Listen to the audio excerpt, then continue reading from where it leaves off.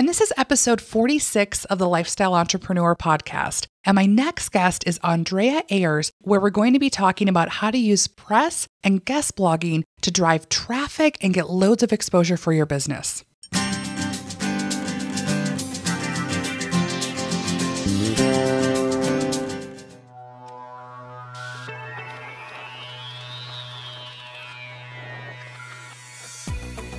Welcome to the Lifestyle Entrepreneur Podcast.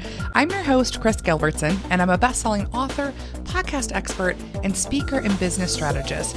And this is the podcast to give you real tactical strategies to implement from today's top lifestyle entrepreneurs on what's working for them in their business that you can take and turn around and implement right away for yours as well.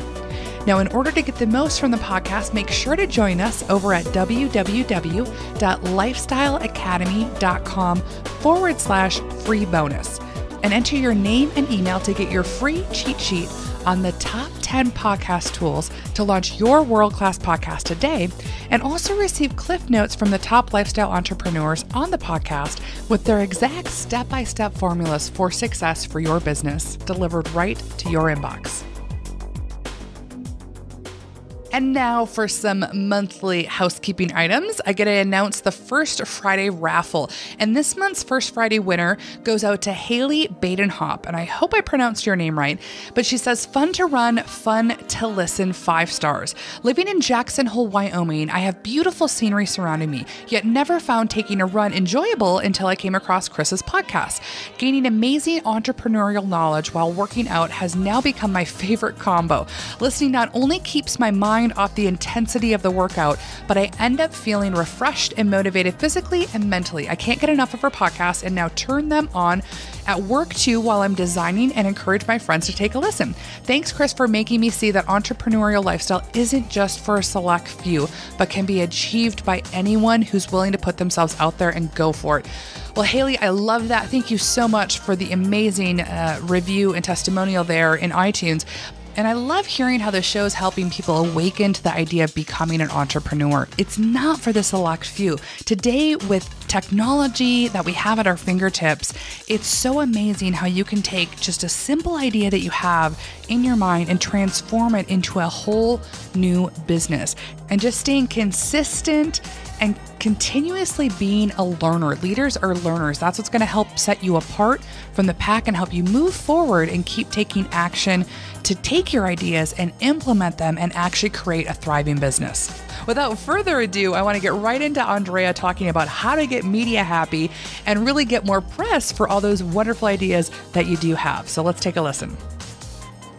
Well, welcome back, everyone. I'm so excited and honored for our next guest, Andreea Ayers, where we're going to talk about how to really get PR and get booked on TV for your digital products, get exposure. And we're going to go over a ton of great ideas for you today on how to really catapult your business. So Andreea is a very successful entrepreneur who started out and sold 3 companies over the last 5 years. She's the founder now of www.launchgrowjoy.com, where she helps entrepreneurs that want to launch a consumer line through retail outlets and through media. Now, she's also a frequent contributor and guest author, and she's been featured in Yahoo Small Business, Content Marketing Institute, Internet Retailer, Independent Retailer, and Design Sponge, TheStreet.com, Entrepreneur on Fire, many others.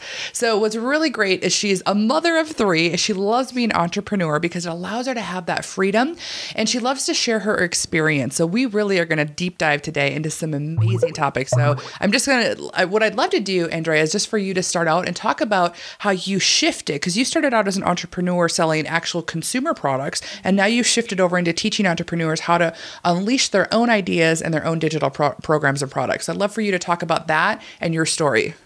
Sure. So first off, I'm super excited to be here with you, Kris, and share my story with your audience. And I've been a full-time entrepreneur, I like to call it, for the last maybe 7.5 years or so. And I have a degree in marketing. I've worked for many companies before becoming an entrepreneur, just doing different marketing aspects, direct marketing, market research, focus group surveys, affiliate marketing. So I've done basically every aspect of marketing there is. And when I moved from New York City to Boulder, that's when I decided to take the plunge and be a full-time entrepreneur. So I ended up launching a t-shirt line called Tees for Change. And as I launched that line, I started getting emails from other entrepreneurs that were wanting to launch t-shirt lines. And they said, hey, how did you get into XYZ magazine? Or how did you get your t-shirts on TV? How did you get into so many stores? Can you teach me how you did all of that? And I said, yes, of course, I can teach you. I've learned so much. I ended up having that t-shirt business for over 4 years. So obviously there's a ton that I learned about how to sell consumer products. So I ended up writing an ebook on how to start a t-shirt business, and a ton of people bought it. And I had no idea that there were so many people who were wanting to launch t-shirt businesses right out of all of these things that they can launch. So a lot of the entrepreneurs that ended up buying my book would then come back to me and say, hey, do you ever do one-on-one consulting? Can I pick your brain? I have an idea. What do you think? So I said, sure. This is something I've never thought about working with someone one-on-one, but I decided to try it and I had a lot of fun. I loved doing it and teaching other entrepreneurs how to launch t-shirt businesses. And before I knew it, I had clients who were paying me a monthly fee to help them work through their t-shirt launch. So that's when I realized, I love teaching. I have so much knowledge from launching my own business. Why don't I turn this into another business? So I ended up, I decided my third baby was about to be born, and I decided, okay, I can't have two businesses, have a new baby, and do all of that well. So I ended up selling my t-shirt business and going full time with Launch Grow Joy and teaching other entrepreneurs. And then from t-shirt entrepreneurs, I realized that all of this really can be applied to consumer products like jewelry and soaps and stationery and all of those other products. So I ended up expanding and writing about any sort of consumer product that somebody wants to launch. So I've been doing that since about 2011 or so. Yeah, so that's how it all started. I love it. That's such a journey, such an amazing, so much information and knowledge that you've bundled up into a few years and now what you teach. So I'd love for you to share kind of what maybe the top 5 steps are to really, if you want to take, whether it's a consumer product or you want to take, a digital information product, what are the next steps to start to get in front of the media, and what do you need to be media ready would be my best question. Sure. So I think the first thing is you definitely need to have your own website or blog. And I know a lot of people that sell digital products already have that. For someone who's selling consumer products, a lot of them start out on sites like Etsy or other third-party sellers. But I think it's really important to have your own home online and really have that as the base for everything that you do. So that way, when someone is interested in featuring you, they have one place to go where they can get your story, they can see where else you've been featured, they can look at your content and see if you would be a good fit. So I think have your own website is definitely the first step. The next step is that you have to have patience. So with publicity, it's not something that can happen overnight, especially if let's say you're trying to get featured in a magazine. A lot of magazines have really long lead times. Like, for example, Entrepreneur Magazine, they're probably working about 3 to 5 months in advance or so. So if you want to get featured in their December issue, you want to start reaching out to them in August or even earlier. So you do have to have that patience and know that if you want to be featured in a print media like a magazine, it's going to take a little longer. And even with bloggers, if you want to get your work featured on a blog or to write a guest post or something like that, some of the more popular blogs are booked months in advance. Some you can get on the next day. So it just really depends. But just know that you have to have that patience and know that this is a long-term investment rather than I'm going to do this one time and this is going to get me the publicity that I need for the next year. So that's my second piece of advice. The third thing is that you have to be really clear on who your audience is and who you're speaking with. And this is something that goes without saying, whether or not you want to pitch yourself to the media or not. Because the more clear you are, the more specific you can be when you're communicating and sending your messages out and marketing or connecting with your your audience. And one interesting story that I wanted to share is that when I started my t-shirt business, I thought it would be so awesome because I can sell t-shirts to anyone, right? And everyone buys t-shirts. So I'm going to make $1 million in a year because who doesn't want to buy a t-shirt, right?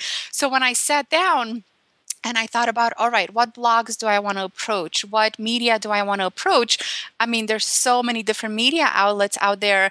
And I realized that if I wanted to not be overwhelmed with approaching everyone, that's when I realized I had to get really specific. And I think some people know this when they go into their business. I didn't. I just thought that the more broad I am, the easier it's going to be and the more reach I would have. So it took me a little bit of time to learn that I have to get really specific and really define who I want to work with and who I want to sell my products to. So then when I launched my consulting brand, Launch Grow Joy, I was really determined to work only with t-shirt entrepreneurs and get really, really specific.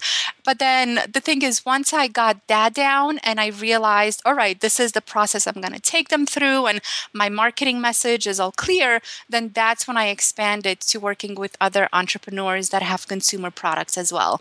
So it was really important to start out really, really narrow and really specific niche. And then sometimes some people can do that in a few months where they can expand. Sometimes it might take a few years, but and again, that's going to change too, because sometimes you might realize that, all right, I don't really enjoy working with this niche. Maybe I'll try another one. So it's totally okay to change your mind, do something different, try something new, and and just see what works for you and what you enjoy the most. And I think when it comes to being media ready, if you know who your audience is, then you can determine what blogs they read, what magazines they read, what TV shows they watch. And that's going to help you with your media efforts. So you're going to know specifically who to target. And there's nothing worse than reaching out to an editor who your product or your background is not a good fit for. And if you do that, they're not going to be very happy and you've sort of lost your chance at reaching out to them. Um, yeah, yeah. So I definitely recommend getting really specific and really clear whether or not you want to pitch to the media. So those are the 3 steps. The 4th step that I would want to share is that you have to go seek out these opportunities yourself. Now, I know there's some big names out there who get paid, tens of thousands of dollars to speak or to travel or to participate in different events. But when you're first starting out, you actually have to go out and get the media opportunities yourself. You have to pitch yourself to blogs.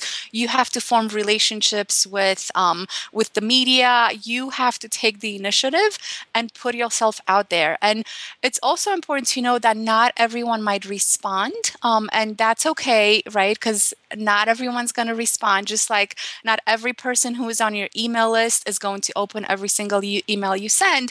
And I think when you first start out, it's kind of easy to take that personally and to think, oh, is there something wrong with me? Why is someone not responding?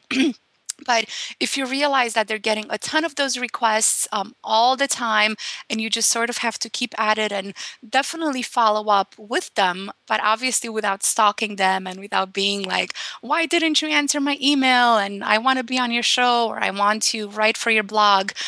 So find the balance between following up but not being too pushy, I think is really great. And yeah, so just go out there, put yourself out there, and don't be afraid. And if it's a no, you get a no, or you get a no response, that's totally okay. Don't take it personally. Just move on to some other place where you want to be featured, and get your work out there. And it is going to happen. You might have to start out small, but the more you do it, the easier it gets, the better you get at connecting with influential bloggers and reporters and writers and so on. So it just really takes practice. And as I mentioned before, you do kind of have to turn this into a long-term plan. And yeah, so that's something that I've done with my product businesses now, with that I'm doing consulting and digital products. And it works the same way, whether you're pitching a consumer product or an info product, or even if you're trying to market your blog or a podcast or content, it really does all work the same way. It's just the outlet you might be reaching out to might be a little different. So what's the So, best way to grab their attention? Because I've heard different, strategies where people talk about what's in the news and then twist that towards what you can provide, a spin-off conversation on that. Or because I know each media outlet's a little bit different, whether you're talking about yeah. guest blogging or media. So let's talk about media first, and then let's dive over into guest blogging. So for people that are looking to get on the radio, get on TV, get more exposure that way for, either a consumer product or digital product, what's the hook that they kind of need to have to be the pitch that stands out amongst everybody? Yeah, so I think definitely the first thing is if you can tie it to trends or to whatever's going on in the media at that time, I think that can go a long way. And I can give you an example of that. If you remember, Pinterest was all the rage about, I think, 2 years ago, and everyone was writing about Pinterest. Every blogger was writing about Pinterest. Magazines were writing about using Pinterest. So what I did to piggyback on that is I decided to I launched a course on how to use Pinterest because I was having a ton of success and most of my traffic was coming from Pinterest. So I ended up launching a course. And then when I reached out to bloggers to guest post or to get featured in magazines, I didn't say, here, feature me and feature my course. So, because, right, that's all about me and you want to make it all about them. So the way I would approach them is I would say, as you probably know, Pinterest is the hottest social media network right now. And I'm sure your audience or your readers or your listeners would love to hear more about it. I'd love to write a post for you or to be interviewed on your blog or to do a podcast about it and share with you my tips on how I think your audience would be really beneficial. And then I would really make it specific to their audience. So if he was a mom blogger, let's say, I would talk specifically about how moms or mom business owners can use Pinterest to grow their business. If it was someone trying to sell to retailers, I would talk about how retailers can grow their business with Pinterest. So I really tailored it to their audience. So that's how you can sort of tap into trends and get their attention that way. And a lot of times I offered to actually do the work for them. So I would say, here are 5 articles ideas that I have. Let me know which one works best for you. And I'll be more than happy to write an article on that particular subject. But again, really tailored it to their audience. And if it's a case where you're not necessarily tapping into trends, because maybe you're coaching, I don't know, health coaches, or you have a digital product about how to make money from podcasting, right? I mean, podcasting is really huge right now. So I think that is a trend you can tap into, just like Pinterest was 2 years ago.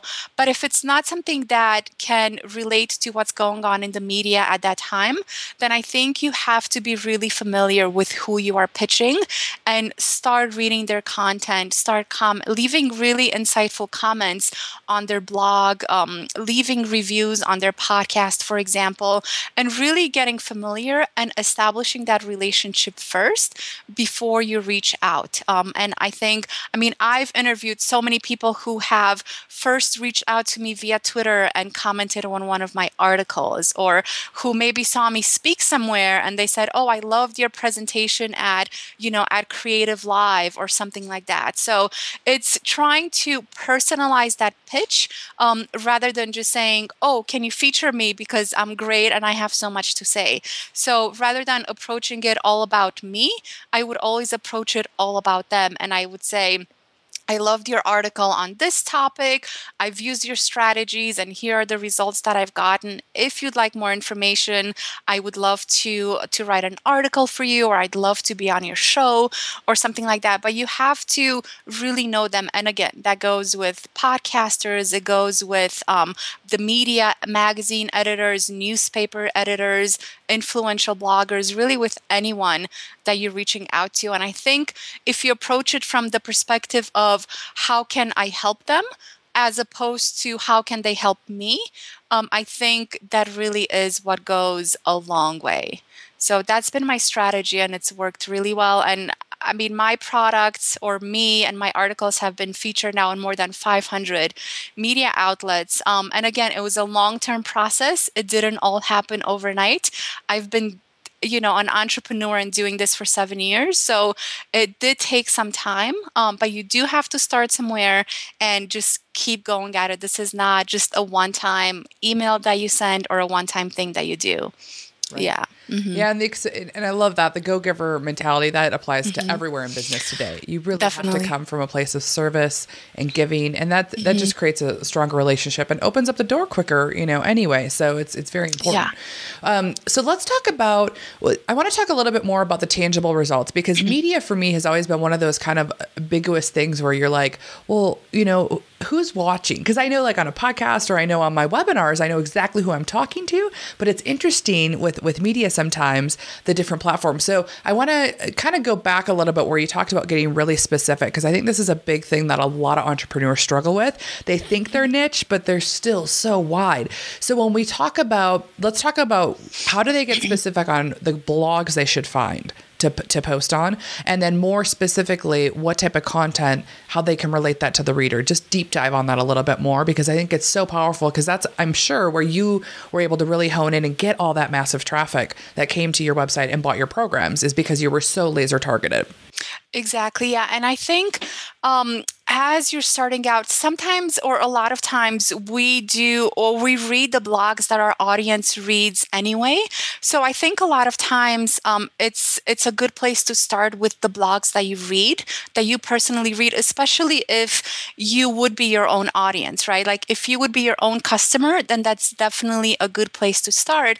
And if not, what you can do is you can actually just reach out to your readers and say, hey, what are some of the favorite blogs you read? And this is one of the reasons why I love social media, because you can get these answers back so quickly. And there were many times when I would post, let's say on Facebook, and let's say if I was trying to reach out to specific blogs, I would say, hey, what are some of your favorite retail blogs that you read? Or what are some of your favorite blogs for women entrepreneurs that you read? And I found out about so many blogs that I didn't even know existed from my readers. So asking your readers is a great way to get started. And it goes the same way with what magazines do you read? What podcasts do you listen to? What newspapers do you read? Or, or things like that. And once you get a list, I always like to start out small and maybe start out with the smaller bloggers or the smaller publications rather than go big at first. And I think it's definitely great to just go big and reach out to the blog that has 1 million readers per month. But I think it's even better to get some credentials, see how it all works, see how much time it takes, and sort of get that process or get really good at that process before you reach out to the really large influential bloggers. And I think it's important because if you can reach out to a big blog and say, I've also been featured in, XYZ blog and I've written for this, or I've been featured on the other blog, then that sort of gives you the credentials and they know that you've done this before, that you're not going to waste their time. You know exactly what you're doing. Plus, you get the practice, right? So, over time, you learn that if someone features you, you should be looking at the comments and answering. You should be also sharing your article or your feature with your readers as well, maybe over social media, over in your newsletter even. And these are all things that you kind of learn as you work with more bloggers and more journalists and so on. So plus it's a lot less intimidating, right? If you start out with maybe a blog that has only 10,000 readers a month as opposed to one that has 1 million. So plus you also can sort of hone your pitch and see what's working and what's not working. And I think the more prepared you can be when that big opportunity does come, I think the better off you're going to be and the more you're going to get out of it too. And I also think that not every media feature is necessarily going to lead to something. And, just like it is when someone comes on your site, not every single person is going to buy everything that you offer. So I think a lot of times entrepreneurs maybe get disappointed when they had a big feature and nothing came from it except maybe 100 extra people in terms of them coming to your site. So I think just knowing that you're not going to make $1,000 in sales or $1 million in sales from every single feature, and some are going to be great. They're going to give you tons of new subscribers or maybe social media media followers, but not everything is going to be like that. And that's totally okay, because maybe it didn't result in sales or new subscribers, but maybe you can use that press mention to leverage it into another press mention, or to get a really great link on your site. And the more places you've been featured in, the more credible you are. So if, let's say, someone is looking for, I don't know, let's use Creative Live as an example, right? If someone's looking for an instructor on how to teach a specific subject for Creative Live, if your website, if you only have 2 press mentions and one of your competitors has 100, chances are that that producer at Creative Live is probably going to pick the person that has over 100 press mentions, as opposed to the person that has 2. Now, that's not to say if you don't have press, you don't get anywhere, because you still can get a lot of things without all of that press, but it just gives you that credibility. And that credibility is great at increasing your sales, even though they might not have come directly from that specific press mention. But if someone comes to your site and they're trying to decide whether or not they should buy your program, and they see that you've been featured everywhere, then they already can trust you because other people trust you enough to feature you. So sometimes it's a little more indirect in terms of getting sales. And again, that's where that patience comes in, because you do have to be patient. And okay, maybe you're not going to make $10,000 by being featured on Copy Blogger today, but that is going to take you into more sales or more opportunities later on. So it's just having that patience and knowing that not every single thing is going to lead directly to sales. Yeah. Now, what's the best ways well, let me ask you this first. Do you think everybody should use a strategy to start? Or do you think this is more once you become more established that then you should open the doors up for this type of media and press, since it is more of a content building strategy? Yeah, I think you can go either way. I think it's never too early to start. And maybe you might not go full out when you just, let's say you just released or you just launched your blog and you only have 2 blog posts. Maybe you might want to build up a little more content. So that way, when the blog you want to be featured on, when they come back to your site, they can see your writing style, they can see the type of subjects you write about. So I think if you have some content there first, that's probably a good idea. However, you don't have to have, like 100 blog posts or a year's worth of content. Just start out, maybe after a couple of months, you can start out pitching yourself and start out small. So I do think it's important to have that as your strategy. But I mean, there's so many ways you can do it, right? Because you can write guest posts for other websites. You can write an article for an online magazine. You can be interviewed on someone else's website, or you can be quoted. Let's say you submit a quote about Pinterest and the growth of Pinterest. I mean, there's so many different formats that publicity can take that I think it's really important to try to do as many as you can.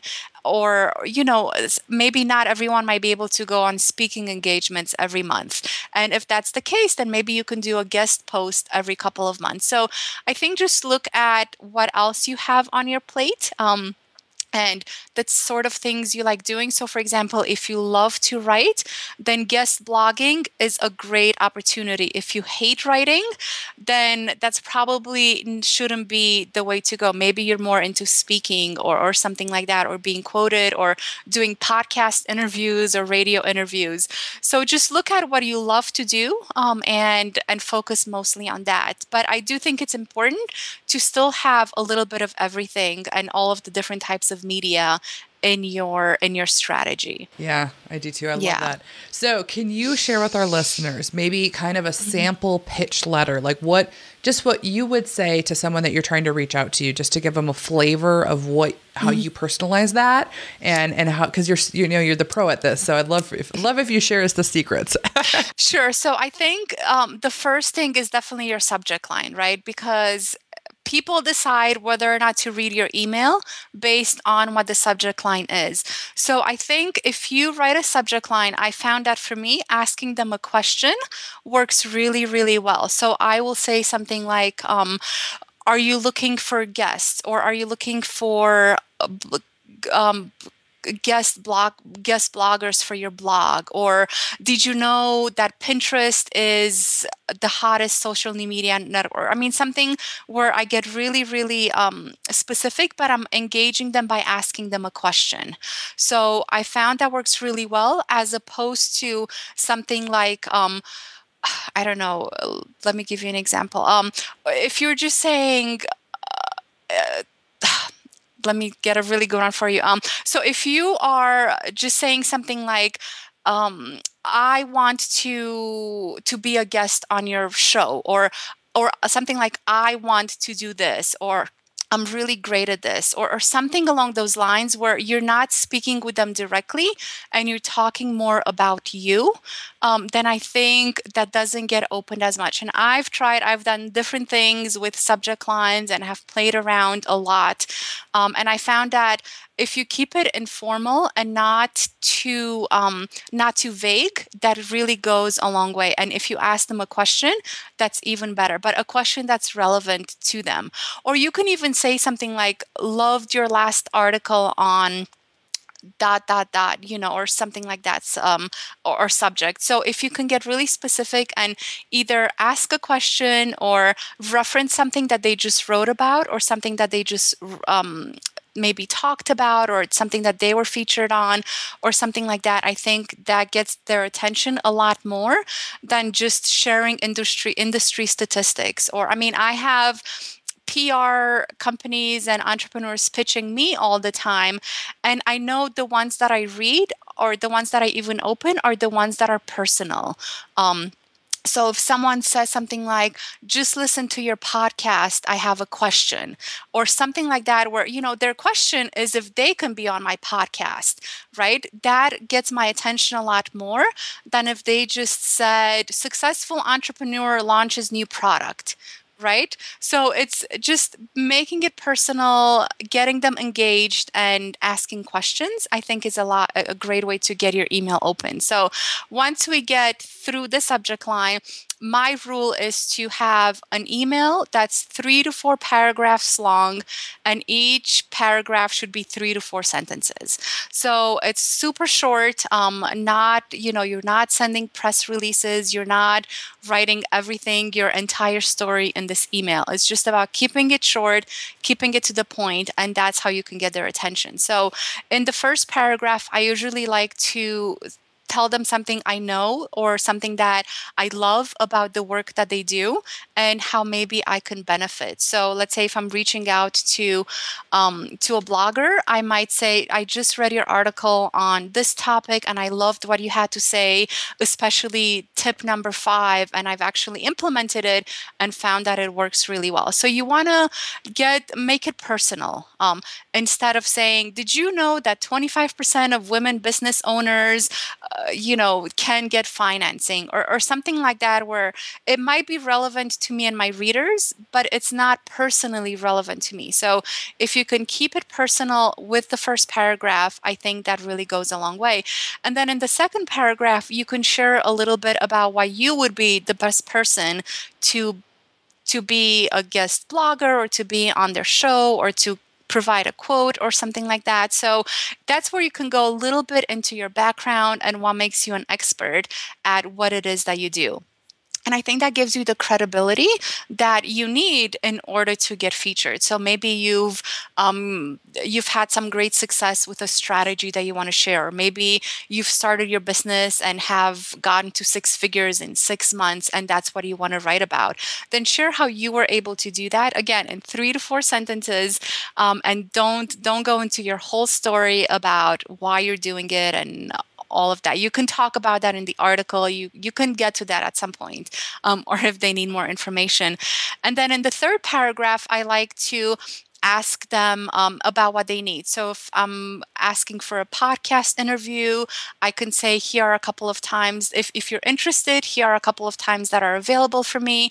Let me know what works for you. Or if you're pitching for a guest blog post, you can say, here are some subjects that I'm thinking about writing. Let me know if any of these work for you. So you want to sort of, again, ask a question and ask them to kind of respond, right? Because if you're asking them for a time or asking them to get back to you in terms of what a subject line would work best for you, again, it's getting them engaged. They start thinking about it, like, oh yeah, I think my readers would love an article on that.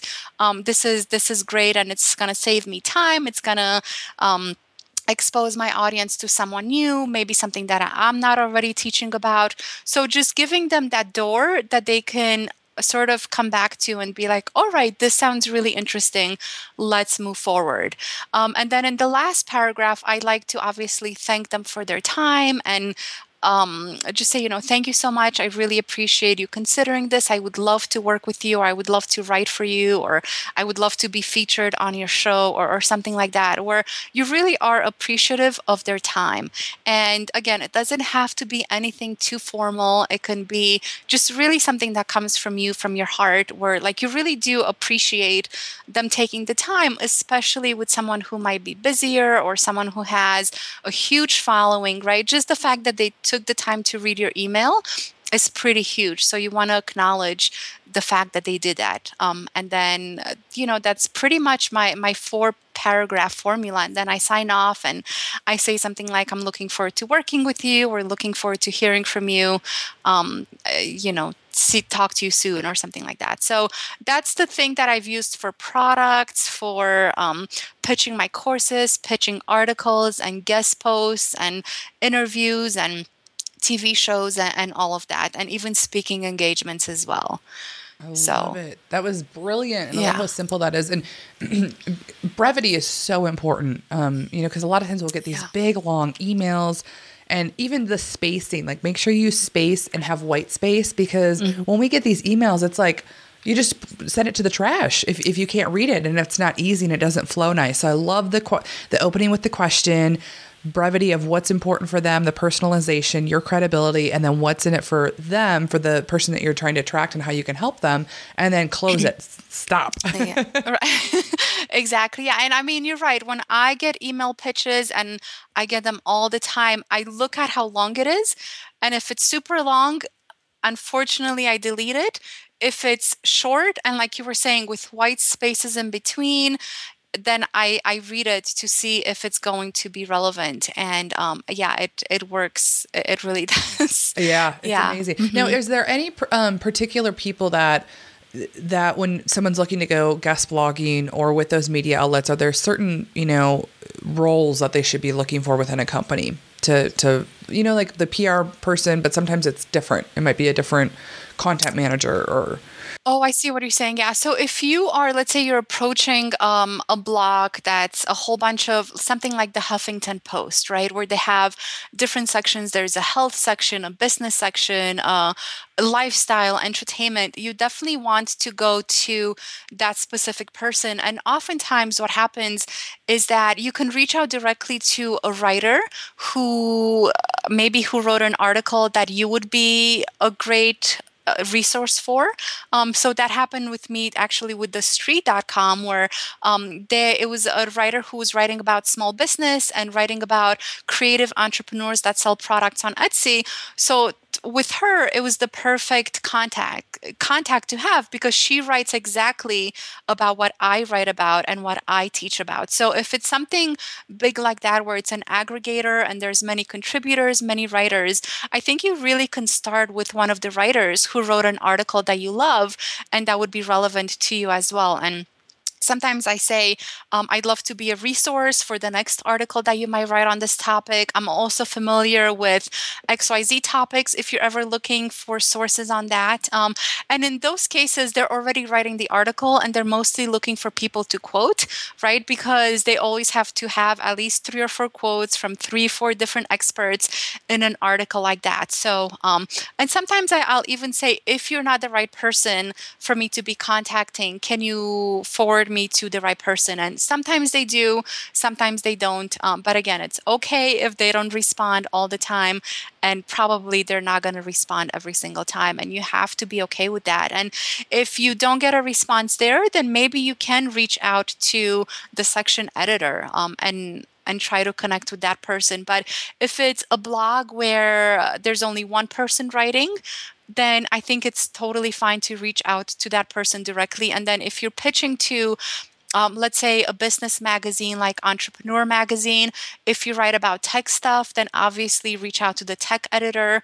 Sometimes it's a good idea to reach out to the assistant editor or the associate editor, because not that they're not as busy, because they're busy too, but they deal more with the direct content and the research for those articles rather than the main editor of that section. So you might want to start out with the associate or assistant editor first before you reach out to like the technology editor or the lifestyle editor or the editor-in-chief of a magazine. So I always say, if it's a national magazine, never reach out to the editor-in-chief, because you're probably not going to get anywhere. But if it's a public, or if it's a smaller publication, I think that's fine, because they don't have a huge staff and they have they're pretty involved in the content of their magazine. But if it's something big, you want to go directly to that section editor that is applicable to your own industry. Love it. Oh, well, this has been so amazing. Such amazing information on exactly what to do and how to get out there and start using this as a really solid strategy to build credibility, exposure, and leads for a business. So I'd love for you to share where everybody can find out more about you. And I know you've got a new program that you're launching right now that actually deep dives in this to show entrepreneurs how to use this strategy. Yeah, so for anyone who's interested in finding out more, you can find me at www.launchgrowjoy.com.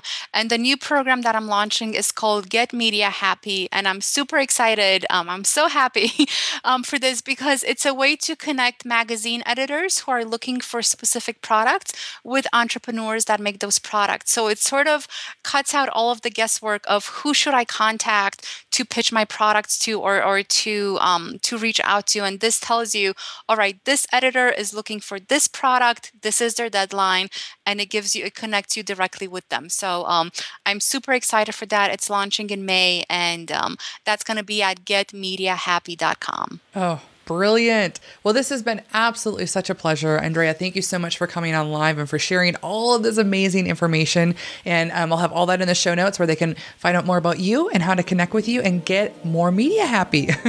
Great. Thanks so much for having me on. And I hope you enjoyed that episode. I'd love to get your feedback here for the Lifestylepreneur podcast right in iTunes. Simply leave us a 5-star and a review letting us know what you like, who you're interested in hearing more from, and what topics you really want help with in your business, that I can bring on those key experts to really fine tune and help you in your business and creating the lifestyle of your dreams. And I'll be giving shout outs, so make sure you put your name and your website address if you want me to share that with the community as well. And again, thanks for listening. I'm so excited that you found the Lifestylepreneur podcast, and I can't wait to connect with you and learn more about your business as we continue to grow this community. So again, have a great day, and I'll talk to you next week. Thank you for tuning in to the Lifestylepreneur podcast. Again, I'm Kris Gilbertson, and I'm committed to bringing you top training from leading lifestylepreneurs all over the world to help you break through and turn your dreams into your ideal lifestyle. And make sure to join us at www.lifestyleacademy.com to receive VIP training from specific guests I interview on the show, so that you can really easily start to implement what you've learned from listening. I know we're all busy, and sometimes we don't have time to listen to the entire podcast or take notes, because I'm always listening on the go. So I like to call it the lifestyle cliff notes to creating your ideal business and make it really simple for you. So those will be sent via the email list. Plus, I also want to connect with you personally, and being on the Lifestyle Academy mailing list is where all the magic happens. We'll host VIP trainings once a month that we can't always bring out on the podcast with even more detailed information. And I also want to connect with you personally. I want to know what's going on in your business and what you need help with, and who I can bring on to aid you in creating your ideal lifestyle. And so I'll be asking questions every once in a while that I want you to reply, and I reply back to you personally. So again, until next time, wishing you on your way to achieving all of your dreams. Talk to you soon.